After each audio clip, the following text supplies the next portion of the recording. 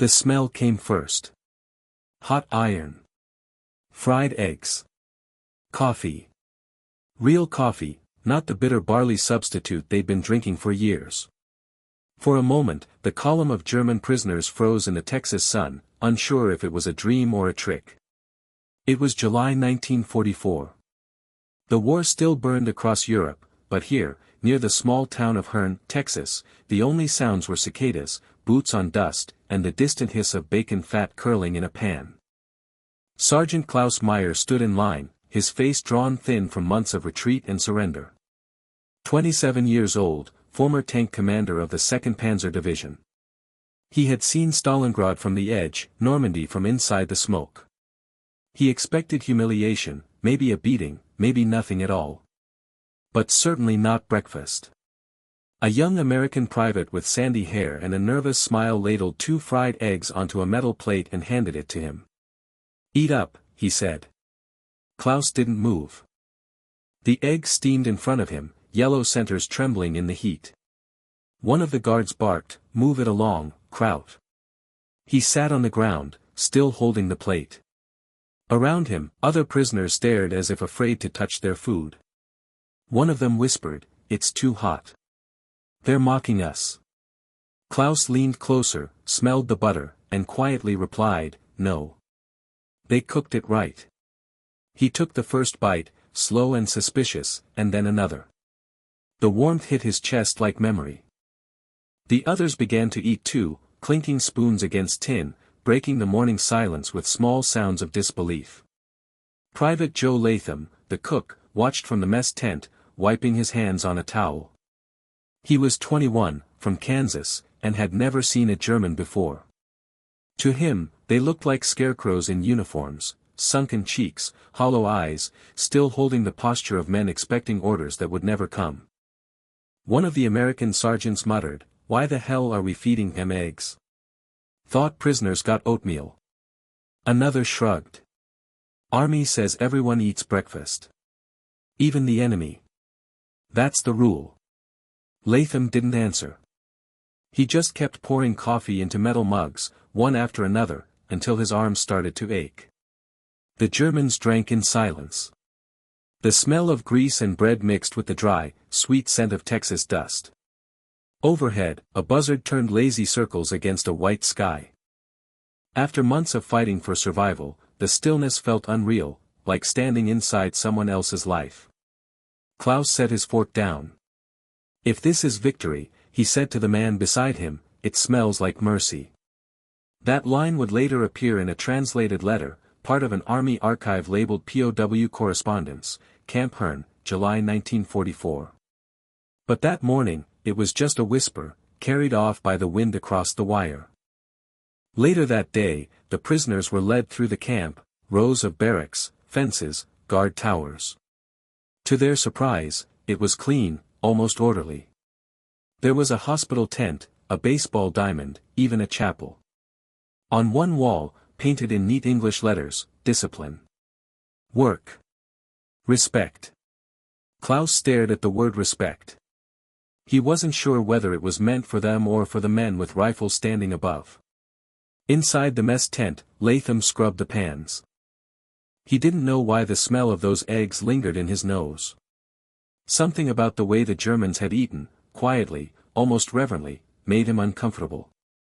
Like feeding ghosts. That night, as the floodlights came on and the camp settled into a heavy quiet, Klaus pulled a small notebook from the lining of his jacket. The paper was creased, the pencil short as a matchstick. He wrote slowly, carefully, as if afraid the words might burn. "America feeds even its enemies." He paused, listening to the faraway hum of a generator, the murmurs from other barracks. Somewhere outside, a guard laughed. "I have eaten as a prisoner," he added. "And remembered what it means to be human." He closed the notebook and hid it beneath the thin mattress. For the first time since Stalingrad, he felt the faint, unsteady pull of something he hadn't dared feel in years, the possibility that the world might still have room for forgiveness. In the distance, a train whistle cut through the night, long, lonely, almost mournful. The prisoners lay awake, listening. None of them knew that these small moments, the eggs, the coffee, the uneasy kindness, would one day become part of the war's quietest story. A story not about guns or glory, but about the morning when the defeated were fed like men again. And for Sergeant Klaus Meyer, it began with breakfast. That night, under the yellow lights of Camp Hearn, he opened his eyes to the dark ceiling and thought, if this is defeat, it is gentler than I imagined. He didn't know that the words he had written would survive him, that decades later, a U.S. Army archivist would read the faded line and pause, hand trembling slightly, before typing in the note. Document recovered from personal effects. POW expressed gratitude through written testimony. Unusual tone, sincerity beyond propaganda. The night ended quietly. But somewhere in that silence, a war-weary man had decided that the enemy could still be kind. Where are you watching from? Let me know in the comments below and don't forget to subscribe to this channel. They called it Camp Hearn. But for the men behind its wire, it was something else, a mirror that showed them who they really were, stripped of orders, medals, and the iron certainty that had once held their world together. By autumn 1944, more than 4,000 German prisoners lived on those 400 acres of Texas soil. From the air, it looked like a small town, neat rows of wooden barracks, a hospital, a post office, a laundry shed, and even a baseball field cut into the dry grass.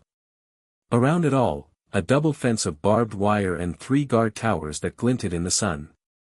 The American guards called it the camp that built itself, because within weeks, the prisoners had organized everything, workshops, a barber shop, even a small theater.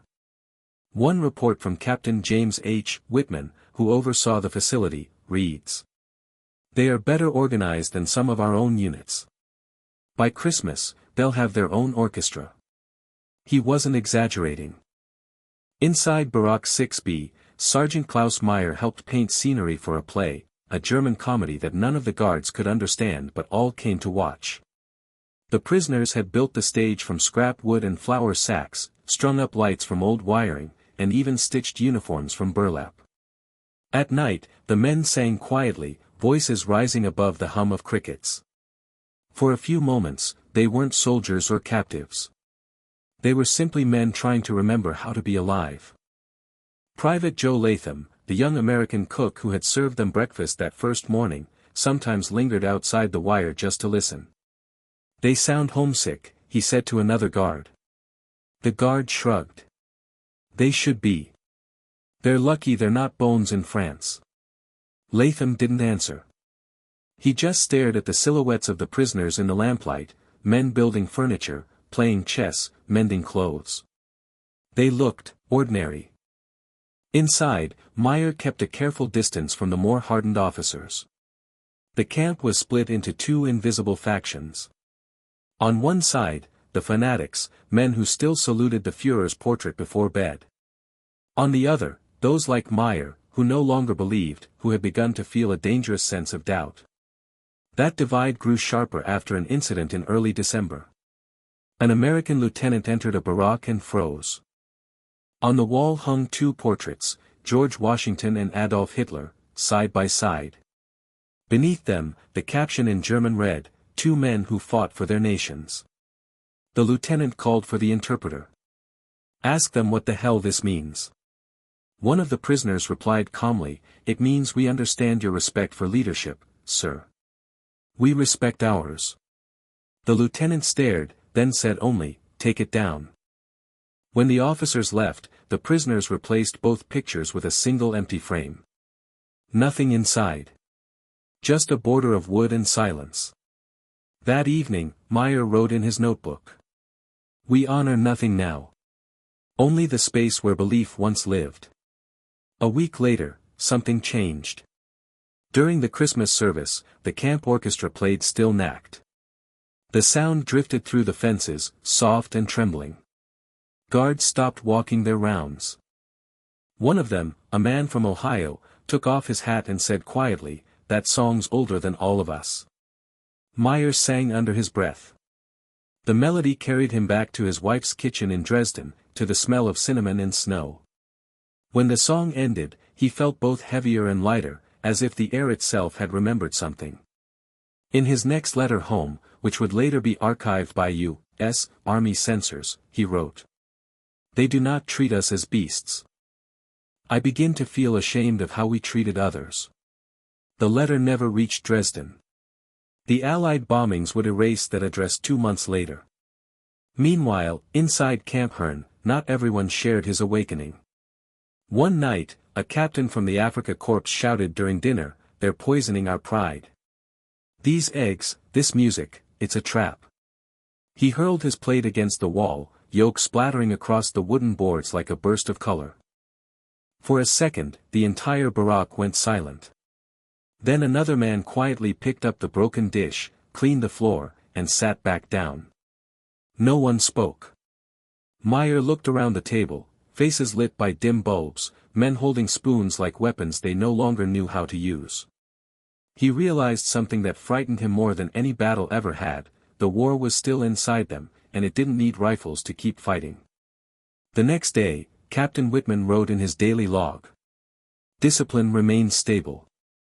Morale unpredictable. The Germans live between two worlds, one ending, one not yet begun. By New Year's Eve, the orchestra played again, this time for both prisoners and guards. The Americans stood outside the wire, listening. Someone clapped in rhythm. Someone else joined in. When midnight came, Meyer closed his eyes and whispered, "Let this year end quietly." It almost did. Because for one long winter night, the camp held its breath, no gunfire, no shouting, no hatred. Just the sound of wind moving through barbed wire, humming like a tired prayer. Captain Whitman later wrote of that night. It was the first peaceful Christmas since 1939. Then he added one more line, underlined in ink. But that silence will not last. Outside the fence, the world was still burning. And soon, the war would find its way back to them, not with bullets this time, but with something smaller, quieter, and far more dangerous. January 12, 1945. In the kitchen logbook of Camp Herne, a line was added in tidy handwriting. 12 eggs unaccounted for. No one thought much of it. Not at first. But in a camp where dignity was the only thing left to protect, even 12 missing eggs could start a storm. That morning, the kitchen smelled faintly of grease and soap. Private Joe Latham was stacking crates when the supply officer shouted, "We're short." "Who counted these?" Latham flipped through the inventory sheets. The numbers didn't lie. 12 eggs gone, somewhere between the pantry and the prisoner's breakfast. Within hours, the rumor had spread through the barracks: the Germans stole from the Americans. By noon, every guard tower was on alert, and Captain Whitman himself came down from headquarters.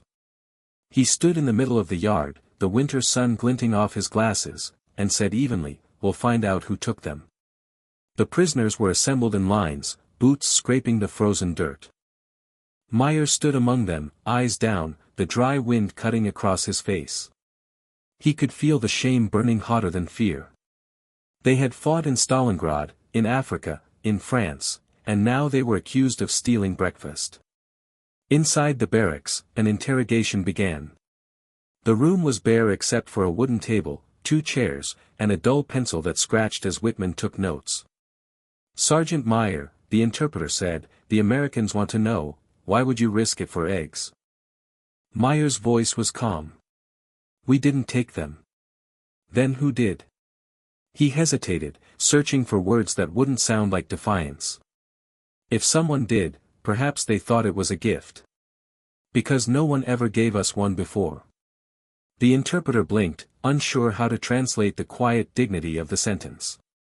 When he did, Whitman simply stared at Meyer for a long moment before nodding to end the questioning. That night, the camp felt heavier. Men whispered in their bunks. Some cursed the Americans for suspicion, others cursed the unseen thief. The orchestra's instruments stayed silent. Even the guards moved more slowly, their boots crunching like distant echoes of some other war. But the truth, when it came, was stranger, and smaller, than anyone expected. 2 days later, Latham found an empty crate behind the mess tent. Inside was a piece of paper, folded twice. It read. Didn't mean to start trouble. Was just testing them. J. L. Latham froze. Those were his own initials. But he hadn't written it. Someone else had taken his name, and his mistake. He went straight to Whitman, face pale. Sir, I think it was one of ours. Someone took them as a joke. Whitman frowned. A joke? Yes, sir. Wanted to see if the Krauts would break. The captain exhaled through his nose, then wrote a short report. Private Latham reprimanded for negligence. POWs cleared of wrongdoing. Incident closed. But for the prisoners, it wasn't so easily forgotten. When Meyer heard the result, he didn't speak. He simply returned to the mess hall, took his place in line, and accepted his tray. The guard on duty nodded at him, the smallest gesture of apology. That evening, as the camp lights dimmed, Meyer opened his notebook again. His hand shook slightly as he wrote. The shame is not in being accused. It is in how much we feared losing their respect. He paused, then added another line. They gave us breakfast. We gave them back our honesty. Outside, the night stretched wide and cold. Somewhere in the distance, a freight train rumbled, carrying new prisoners from the front. Meyer watched the floodlights sweep across the fence. For the first time, he noticed how the wire gleamed, not as a cage, but like a mirror, reflecting the men on both sides, equally tired, equally human. That night, before lights out, he wrote one last sentence. If this is defeat, I do not wish victory. The next morning, the orchestra played again, quietly, while the guards listened from the other side of the fence. None of them knew that in 3 months' time, the war would end, and those same men would be sent back to a Germany that no longer existed. But on that January night, in a camp surrounded by barbed wire and kindness, Sergeant Klaus Meyer understood something that no bullet or uniform could erase. Sometimes the smallest acts, a meal, an apology, a misunderstanding made right, could be louder than all the guns of the world. And so, in his final note of that day, he wrote only 2 words, underlined twice. Human first. March 1945. The war in Europe was ending, or so they said. But at Camp Hearn, Texas, the mornings hadn't changed. The bell still rang, boots still shuffled toward the mess hall, and the smell of fried eggs still hung in the air. Only now, there was silence, the silence of letters that never arrived. Every week, the prisoners lined up for mail call. Some received a postcard, some an empty envelope. That morning, Klaus Meyer was handed one bearing his wife's handwriting. His breath caught. He opened it carefully, and found only a blank page. The words had been cut away by the censor's scissors. Across the crease, a purple stamp, Geprüft. He stared at the page as if it might confess something. Then folded it once, twice, slid it into his pocket, and walked back to the barracks. That week, rumors changed shape. No longer about Allied landings or secret weapons, but about things no one wanted to believe. Guards whispered names across the fence, Buchenwald. Dachau. An American brought in a newspaper and read it aloud, the first reports of the camps. No one interrupted. No one moved.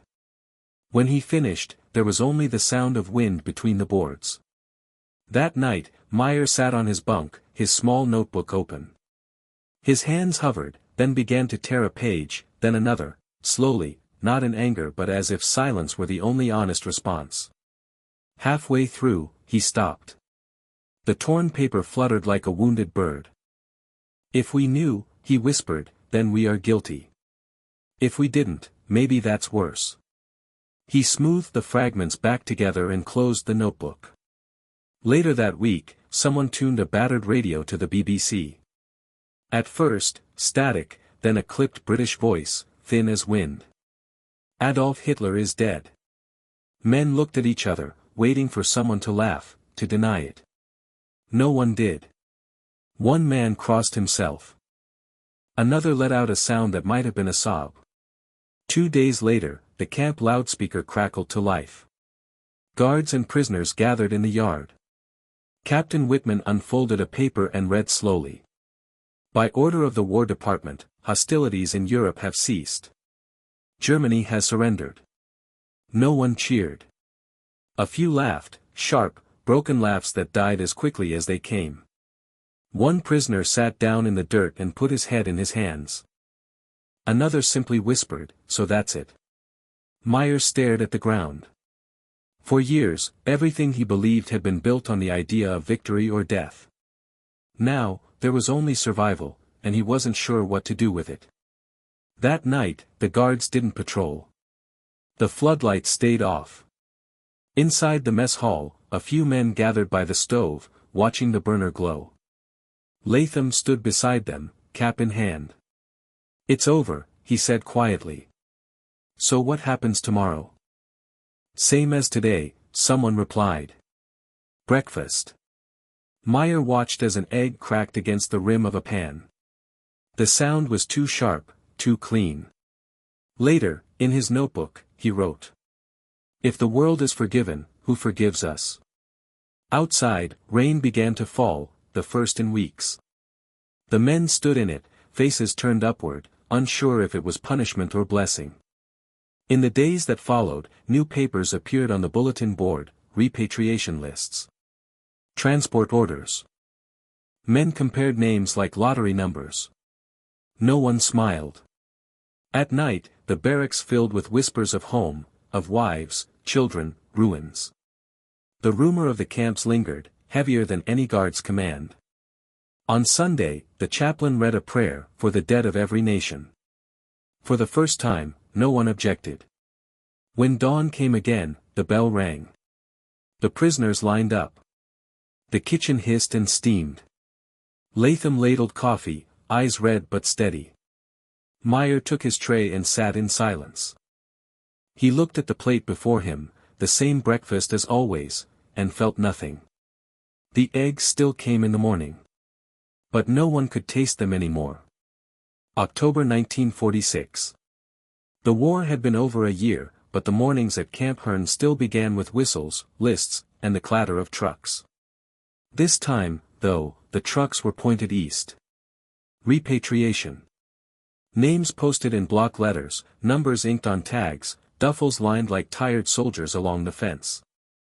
The air smelled of dust and machine oil, and underneath it all, the nervous sweetness of train smoke drifting in from the siding. Klaus Meyer stood in line with a single bag and a folded blanket. He had cut the straps off his kit and stitched them back on twice, the canvas still remembered other roads.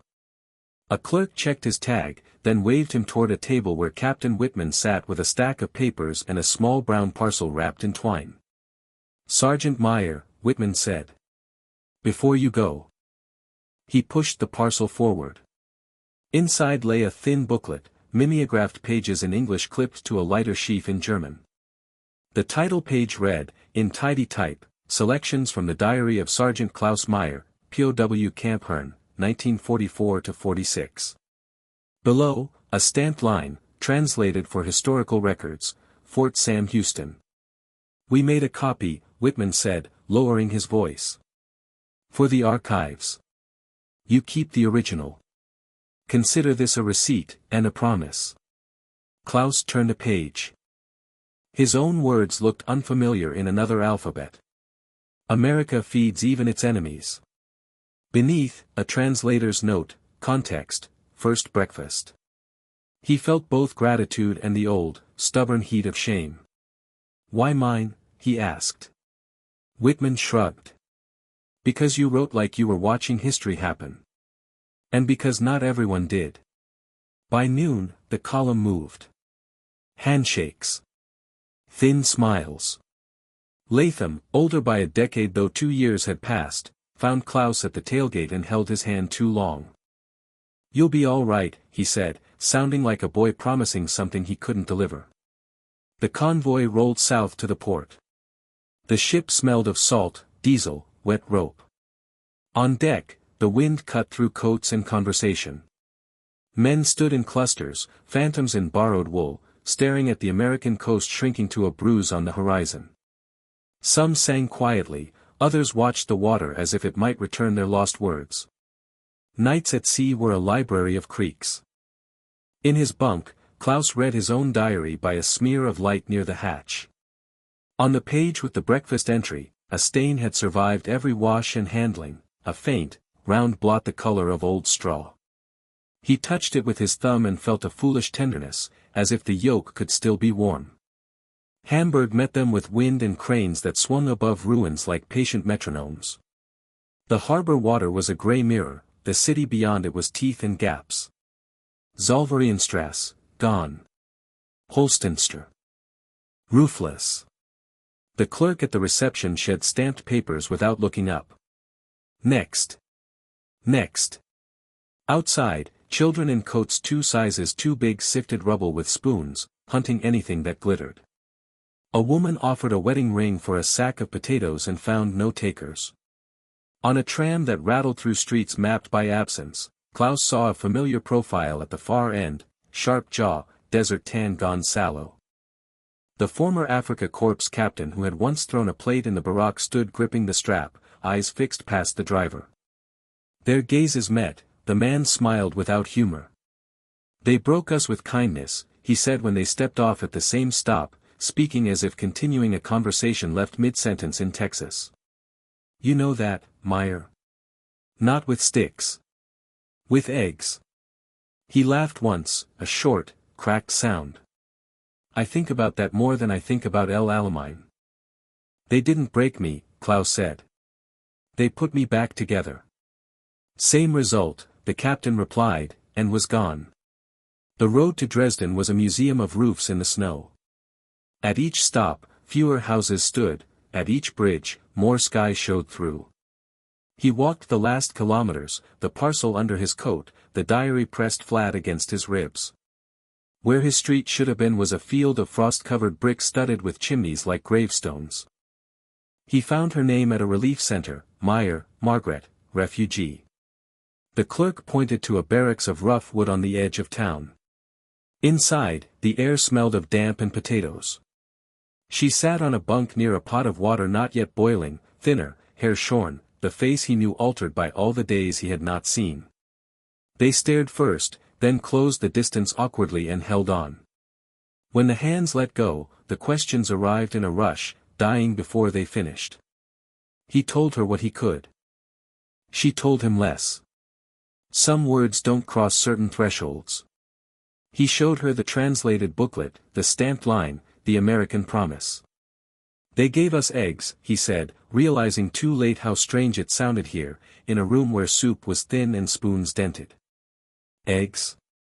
She tried a smile and failed. "For prisoners."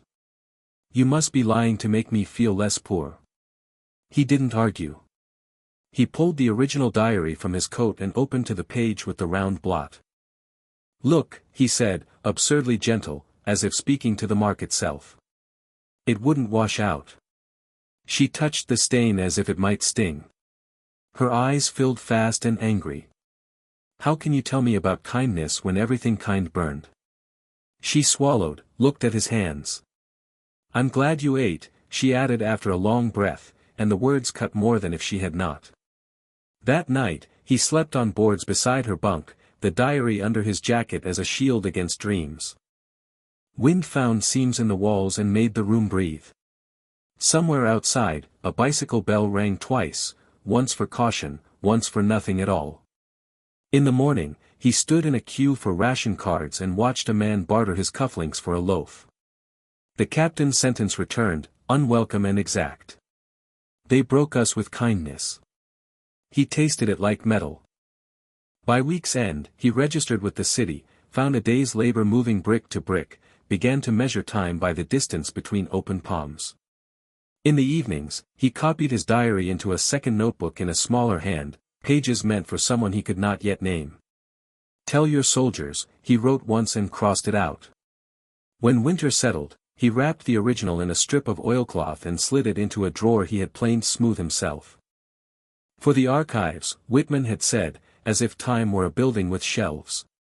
Klaus closed the drawer and felt, for the first time since the ship, that something might survive him. He realized, the war had ended, but the shame had just begun. And shame, like hunger, teaches its own posture. Years later, a metal drawer in Texas would open with a hollow sound. But before that could happen, before anyone who had not stood at that fence could read what a man had written between meals and memories, someone would have to find the name Meyer again, and decide it still mattered. 1984, Fort Sam Houston, Texas. In a forgotten cabinet of Army archives, an archivist named Evelyn Price opened a gray box that hadn't been touched in decades. Inside lay a thin notebook wrapped in brown paper. The first line, written in careful German handwriting, read, "America feeds even its enemies." The ink had faded, but someone had circled the sentence twice, as if to make sure time couldn't erase it. Evelyn turned the brittle pages. The entries were small, exact, written in pencil that had smudged along the edges. Each page carried the same quiet rhythm: morning rolls, work details, the strange kindness of hot food. Some pages were stained. She rubbed her thumb over a yellow mark that looked like dried yolk and realized it was exactly that. The writer had been a prisoner, but his tone was not bitter. It was searching. A note slipped between the pages read, "Diary of Sergeant Klaus Meyer, POW Camp Hearn, Texas, 1944-46. Translated 1946 by U.S. Army Intelligence." Evelyn had catalogued thousands of documents, but this one felt different. It was human. One passage caught her completely. "They fed us before they forgave us." Maybe that's the right order. She sat back, staring at the words, feeling the quiet weight of them. Mercy described not as a feeling, but as an act. Later that evening, she searched the records for his name. There was a file from 1946 with a last address, Hamburg. Out of curiosity, she called a contact at the German embassy. Days passed. Then the phone rang. The operator transferred her call. A man's voice came through, soft and deliberate, with the roughness of age. "This is Meyer." She explained who she was, how she'd found his diary. There was a pause, then a slow breath. "You've been reading my younger self," he said. "I almost don't remember him." Evelyn asked if he remembered Camp Hearn. "Yes," he said. "The fences, the heat. And the breakfast. Real eggs. I still think about them." He laughed faintly. "They changed what I thought mercy meant." They spoke for 10 minutes. He told her he had remarried, that his first wife hadn't survived the hunger after the war. That he still kept a copy of the diary, the original pages gone soft from handling. When she asked if she could quote him for the record, he said, "No one needs to quote me. Just remember that kindness outlives everything else." Then the line went silent.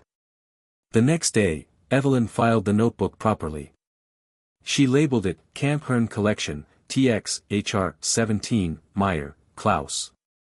She wrote a short note for the record, primary source detailing humane treatment of German POWs and the moral reconciliation of post-war identity. But when she finished, she didn't immediately close the box. She kept reading. The final entry in the diary was dated April 1946, "If they ask what I learned here, tell them, mercy doesn't belong to the victors. It belongs to whoever chooses it first." That night, Evelyn drove to Hearn. The old camp was gone, replaced by grass, a few concrete foundations, and a rusted gate still standing against the wind. She stood where the kitchen had once been. The field was silent, but somehow she could imagine the clatter of plates, men speaking German and English, and the smell of breakfast that had once carried across the fences. Back in her office, she filed the diary away in its drawer and closed it gently. The metal clicked shut with a hollow sound, as if the archive itself were exhaling. Across the ocean, in Hamburg, Klaus Meyer sat by his window with a pen and a blank page. His handwriting was slower now, but steady. He began a letter addressed to the American archivist. "Tell your soldiers," he wrote, "that they made me human again." He signed his name carefully, folded the letter, and left it on the table beside a small pan cooling on the stove. The smell of fried eggs still lingered in the room, faint but real, like something rescued from another lifetime. Some wars end with surrender. Others end with breakfast.